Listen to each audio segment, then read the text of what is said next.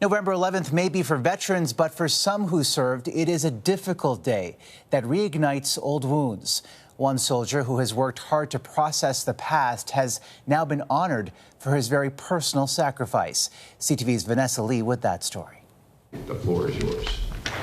Sharing his journey of healing with high school students, Carey says this is the first Remembrance Day he hasn't avoided or felt the need to be alone. I choose this day to be sad.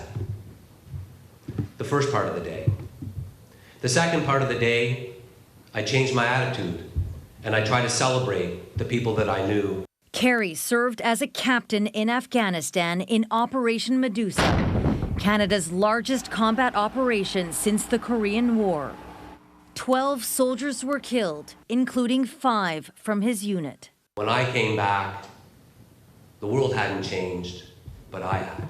He returned suffering from post-traumatic stress disorder. The memories, they're still there, but they're not maybe as intense. 15 years later, he remains determined to overcome the invisible scars of war. So on the right side. Today, he was honored with the Sacrifice Medal. This is a very special individual who, frankly, deserves all the recognition he gets because he's working through his wounds in a sense that he's engaged very deeply with a whole number of veterans' issues. Practicing resilience. Carey also suffered multiple head injuries. He says people don't realize soldiers are at high risk during training and combat. As part of the team at the Concussion Legacy Foundation, he is now on a mission to raise awareness. Until I started working on my brain health, that's when things changed for me drastically.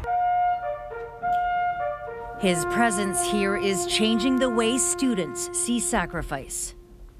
We usually talk about, oh, the soldiers that were lost and this is their names and stuff, but we didn't actually think about that in the actual context of what an actual battle would be like.